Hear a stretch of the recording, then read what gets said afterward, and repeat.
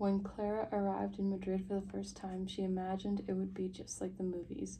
Streets full of smiling people, cafes open all night, and music on every corner. Her hotel was on a small street next to an interior patio where neighbors hung their laundry. From her window, she could hear the murmur of conversations and the constant barking of a dog that lived on the ground floor. Life in the city wasn't simple. Every morning, Clara grabbed a quick coffee and rushed to the university, where she had to listen to professors who spoke enthusiastically about complicated topics. Some classmates, especially a young lawyer named Javier, explained the problems to her with patience. Still, Clara often got confused with her words and that looked easy but carried hidden traps. Actual, for example, didn't mean actual in English, and ropa certainly wasn't rope.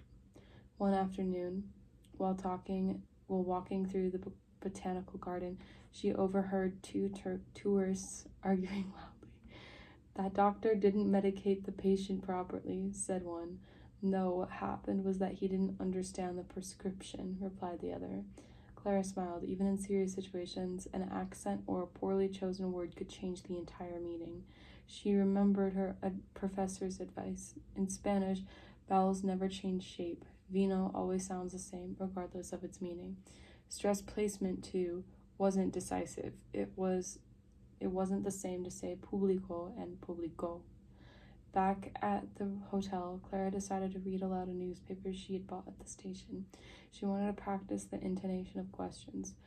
Where was the train? Why was it late? She also rehearsed exclamations. What a surprise! What a problem!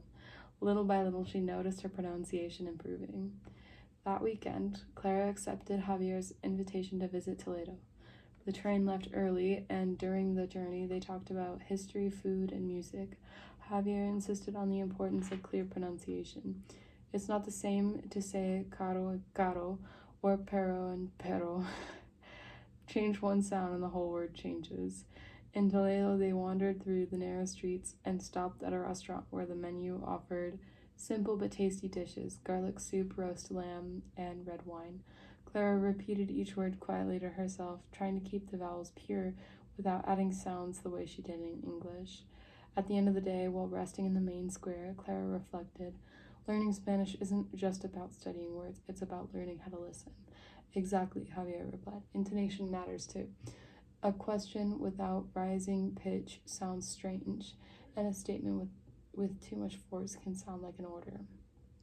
Back in Madrid, Clara decided to keep a journal. Every night she wrote a page about what she had done and read it aloud, paying attention to the rhythm of the sentences. She discovered that some words were spelled the same in Spanish and in English, but didn't sound alike at all. Hotel, patio, central.